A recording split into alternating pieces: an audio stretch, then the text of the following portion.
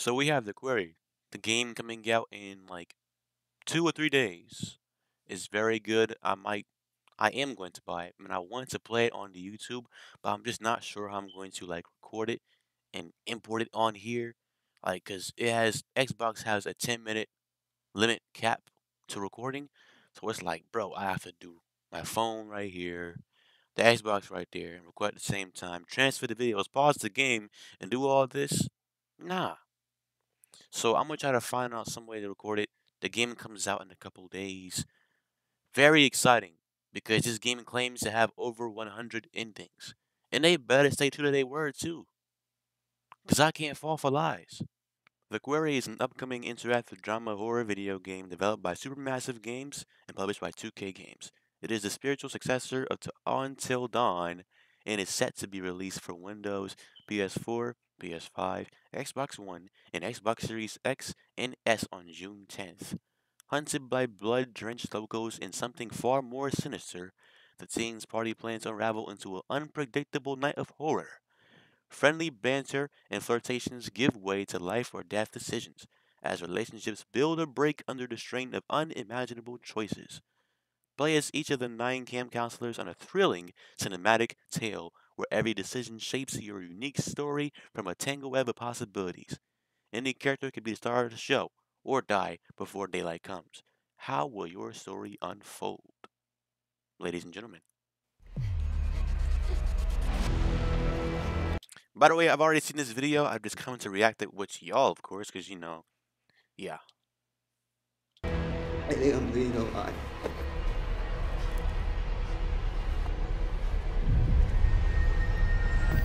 You gonna leave him like that? That's crazy.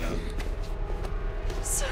Writing a branching narrative is a really interesting exercise. We write like a full, like a movie screenplay, 100-page screenplay. We have all of our characters in there. We can develop our character styles. And once we've got that, then we can start looking at how we break that out into a full 10-hour experience. Okay, so it's motion capture, obviously. That's why the graphics looks to how they are now, because it's motion capture. They put the dots in your face, like as you see on the screen. They put the dots in your face and it tracks your movements and stuff. Very cool. That's why the graphics are how they are. But back to what it says. How to write a story with 186 different endings. My thing is, I hope they're not trying to pull no, like, I hope they're not just saying that to grab the fans' attention to play the game more. I hope it's really over, like, 100 endings. Because that builds, like, a whole lot of suspense on what could have happened, you picking your choices and stuff. Like, it's just good to know that it's not just a game and more just like a TV show or a movie. Your very own classic Jason slasher, freaking Michael Myers. But yeah.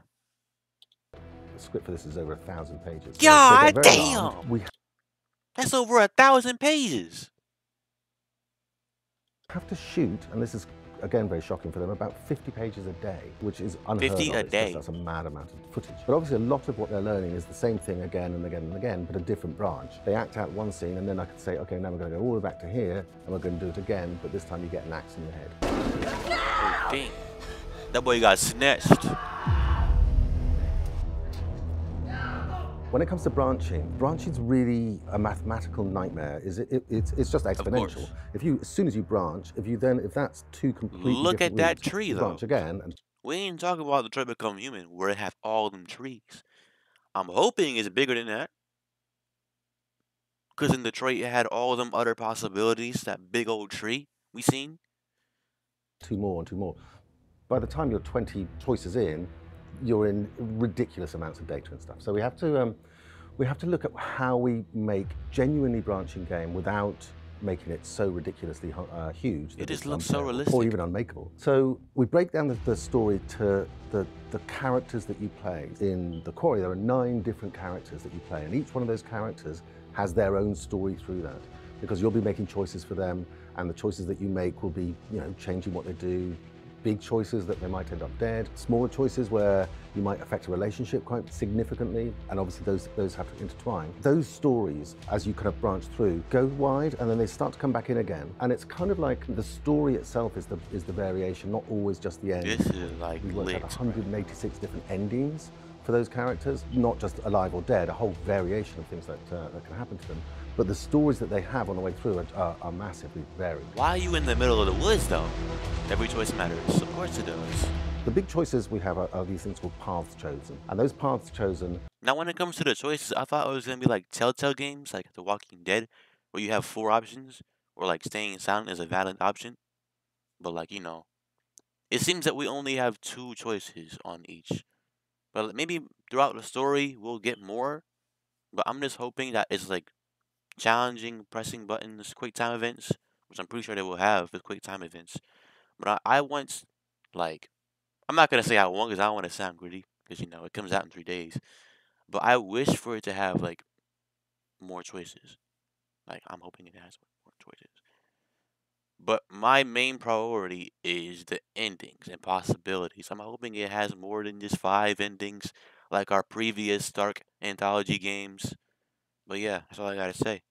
will significantly affect the story, and we'll announce it to you. You never know when that's going to come up, you're never kind of warned about it, and it might seem trivial, but it's a big, big deal. The smaller choices that affect the story that you're actually playing, like relationships and stuff, we really like the idea of giving you context, so you can have the exact same conversation, but know that that person has just killed someone, and the context changes everything. So we announce just a little bit on the side just to say, every time you do something, The how God that's doesn't affected believe the you. other person you're talking to, or how that choice has affected a very small part of what's going on. And as soon as you know that, everything else just is tilted slightly.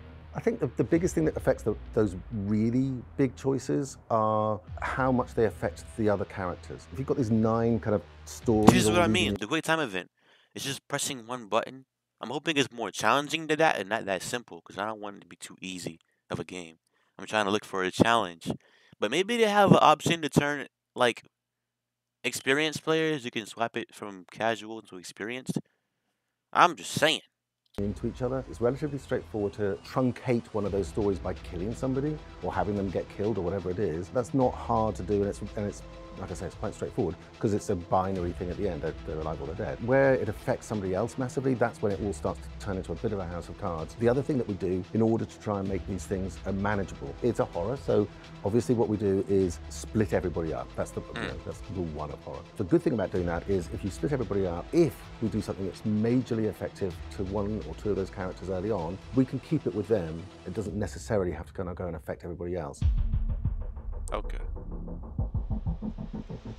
There's a cadence you want with this sort of stuff. There's a kind of a fairly intense start. Then there's a get to know you section, which is really important for us because we need to have some degree of, not necessarily empathy with the characters, but certainly knowledge of the characters and what you think about them, and also how you grow them. So they start off kind of like blank pages, and you can make them, nicer or nastier, or however you decide to make those conversations go. But once we start getting the deaths kicking off, and we're not going to throw a grenade and kill everybody in one go, because it's, that's a dull story. With a horror like this, my personal favorite sort of way through it is a fair few people die, and a fair few people die quite horribly. But you can also play it right through, and you can have everyone live. It depends on what you want to watch, really, or what I want to play.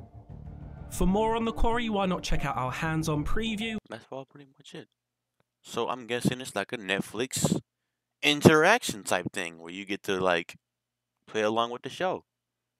It comes out in some days. We're not so far away. I didn't pre-order it yet because I'm trying to dang. But the pre-order comes with like the filters. I wouldn't see a reason to pre-order it. But yeah, I'm getting it for Series S. I want to record it so bad, and I'm hoping I get a chance to record it so I can put it on here, and so y'all can see as well. But yeah, it's gonna require a whole lot of knowledge for me to figure out the gist of everything and getting the Xbox back in here and recording it again. But it's good. Hope you guys enjoyed that. I'm gonna leave it right there. The Quarry comes out very soon.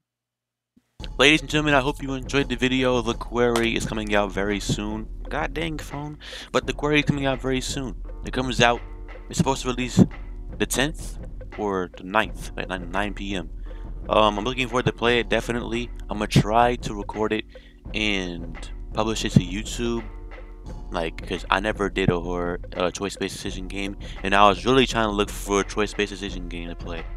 Because like those games are really getting a whole lot of views and they're getting a whole lot of recognition, and I would love to have an audience to watch my gameplays and stuff like that.